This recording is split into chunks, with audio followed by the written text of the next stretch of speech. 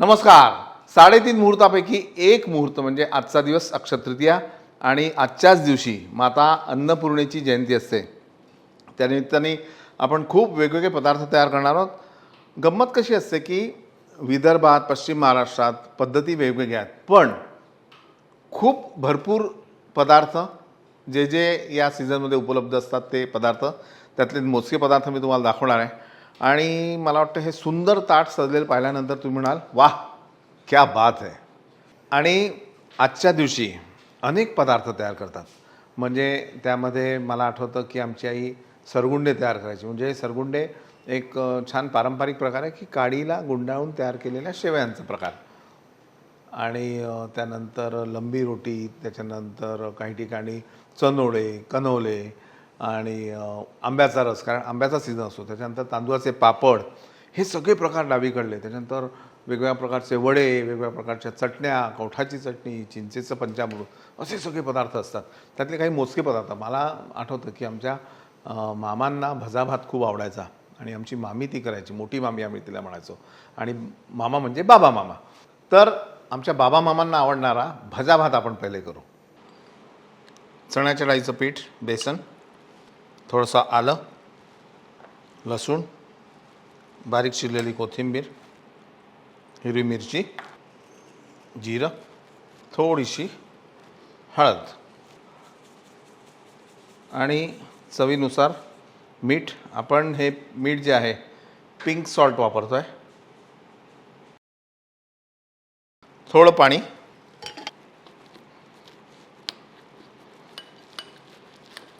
ह्याच्या पहिल्या गुठळ्या आपण मोडून घेऊ आणि मग आपल्याला जेवढं पातळ हवं तेवढं पातळ करू.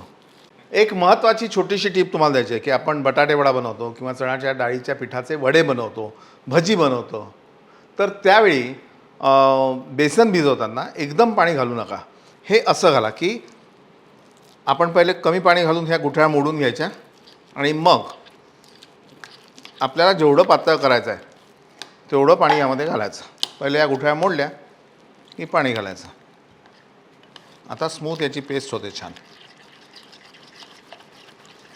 आपण हे चण्याच्या डाळीचं पीठ जे आहे ते व्यवस्थित फेटून घेतो. याचं कारण काय की आपल्याला भजी आहेत किंवा आपण बटाटे वडे बनवतो, त्याचं कव्हर खुसखुशीत असायला हवं. मग त्यासाठी कोणी लोक सोडा टाकतात, मग हळदही घालायची असते. मग सोडा आणि हळद घातल्यावर तो रंग लाल होतो, मी तुम्हाला सांगितलं आहे. पण मग आपल्याला हळद घालायची आहे पण सोडा घालायचा नाही. पण आपलं कव्हर खुसखुशीत जर हवं असेल तर जेवढं तुम्ही त्याला फेटाल तेवढं ते छान फ्लफी, हलकं असं कुरकुरीत होईल. ज्यावेळी आपण तेलामध्ये एखादा पदार्थ तळतो तर त्या पदार्थामध्ये कमीत कमी तेल यावं ही सगळ्यांची इच्छा असते. आणि मग त्यासाठी काय करायचं की आपल्याला फ्राय पावडर वापरायची आहे. की ही फ्राय पावडर जर आपण तेलात घातली तर तेल होतं हलकं, आणि तेल हलकं झाल्यामुळे कमीत कमी तेल घेऊन पदार्थ वर येतो.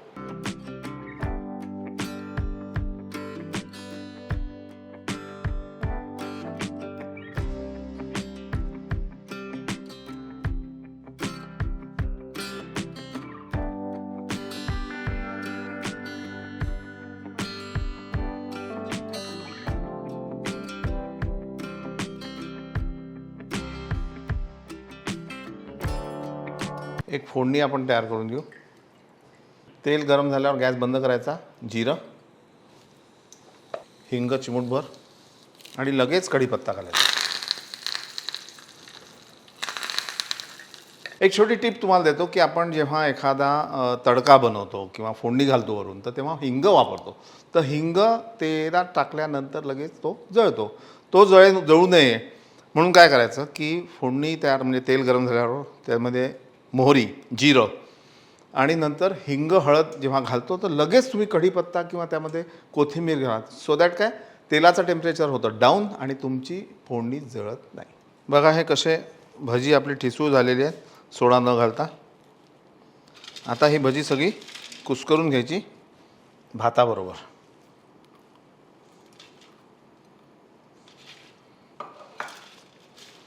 आता याचं प्रमाण जे आहे भजे आणि भात हे सारखं असलं तरी चालेल. मग कोणाला भजी जास्त आवडत असतील तर भजी जास्त घालावी.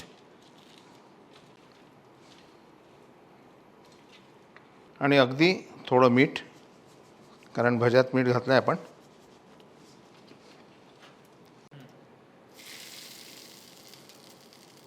आणि हे छान हाताने नंतर कालवून घ्यायचं. याच्याबरोबर चिंचवणी किंवा कढी, क्या बात आहे. चला हे बाजूला ठेवा, बाकी भात बनवूयात आपण. आता आपण वड्याचा रस्सा बनवू. वड्याचा रस्सा. आणि त्यासाठी उडदाची आणि मुगाची डाळ मी आधीच भिजत घालत ठेवलेली आहे. त्याला वाटायचं आणि त्याचे पहिले वडे बनवायचे. आल्याची पेस्ट, हिरवी मिरची, लसूण, कोथिंबीर, कढीपत्ता.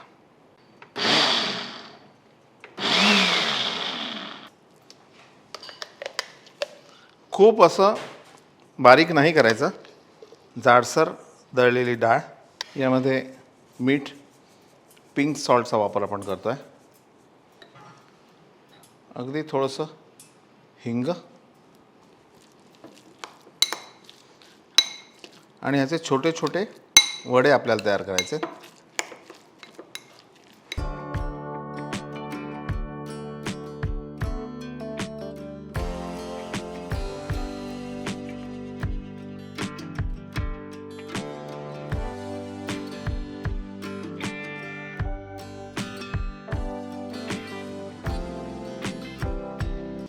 हे असे हाफ फ्राय केलेले मी काढून ठेवतो पहिले.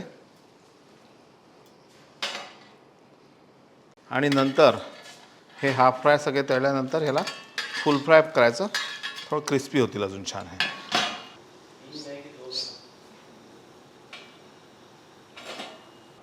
रस्सा करायला तेल, लसूण,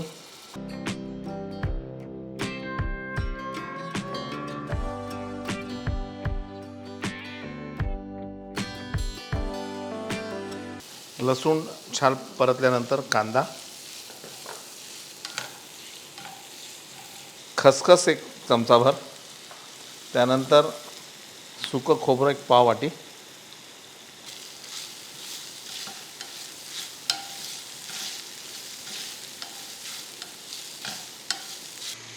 काळी मिरी,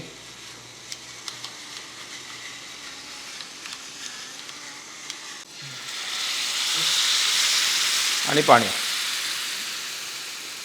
आता गॅस बंद करायचा आणि हे मिश्रण जे आहे ते थंड झाल्यावर मिक्सरमध्ये बारीक करायचं.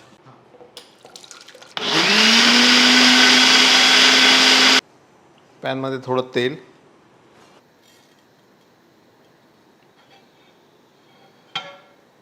जिरे व्यवस्थित फुटल्यावर त्यामध्ये ही पेस्ट, ही ग्रेव्ही किंवा हा रस्सा खूपच पातळ असतो.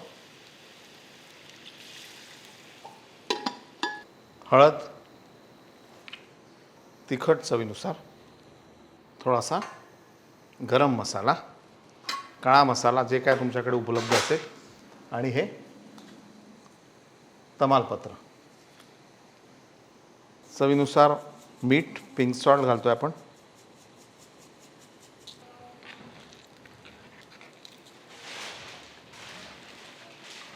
त्याला छान आपण एकत्र शिजवूया.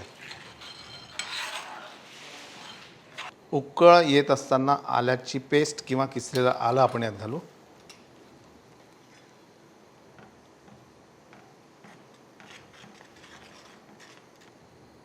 कोथिंबीर,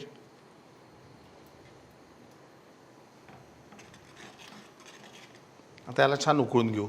आणि आता थोडं अर्धवट उकळल्यानंतर यामध्ये एक अर्धा चमचा जिरे पावडर आणि एक चमचाभर धने पावडर. That's it. आणि आमच्या विदर्भामध्ये लय बढिया काम लागते नाही का, की सांडया, कुरडया, तळल्या मिरच्या भरलेल्या, दापुडे आणि लसणाचे पापडं, हे सगळं राहते त्याच्यामध्ये. एक एक आयटम तळून घेतो मी तवरी.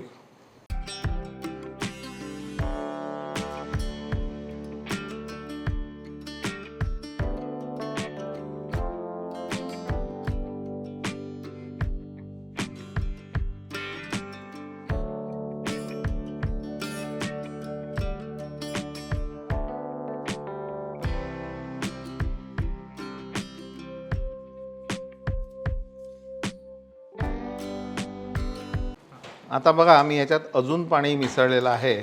आणि फायनली हा एवढा पातळ रस्सा आपल्याला हवा. यामध्ये आपण वडे घालू.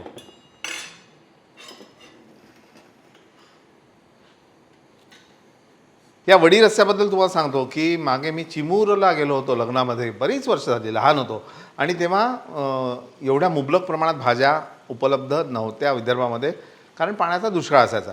तर तेव्हा संपूर्ण लग्नामध्ये एकच हा भाजीचा प्रकार, वडी रस्सा. आणि मग 1000 असो 2000 लोक असो, वडी रस्स्याची भाजी अप्रतिम लागायची. म्हणजे आत्ता ही जेव्हा उकळते आहे माझ्यासमोर, माझ्या तोंडाला पाणी सुटलं आहे.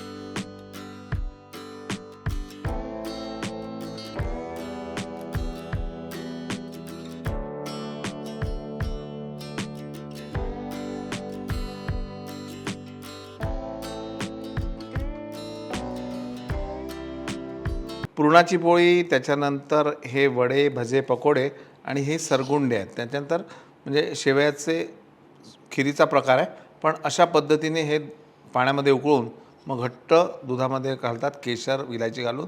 त्यानंतर तळलेली मिरची, दॅन कुरडई, धापोडे, सांडया किंवा तांदूळाचे पापड, त्यानंतर झुणका आहे, आंब्याचा रस आहे, पुरी आहे, वडी रस्सा आहे, फणसाचं लोणचं आहे, त्यानंतर खुराशणीची चटणी, लसणाची चटणी, हिरवी चटणी, साधं वरण भात आणि भजा भात.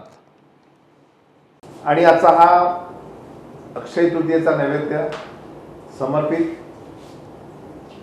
अन्नपूर्णेला आणि 3.5 मुहूर्तातला एक मुहूर्त. तशी चांगलं काम करायला मुहूर्ताची गरज लागत नाही, पण आपण मानतो. तर हा मुहूर्त जर तुम्हाला मिळाला असेल तर नक्की याचं सोनं करा, एखादं छान काम करा. ते तुम्ही रोज करतच असाल. नमस्कार.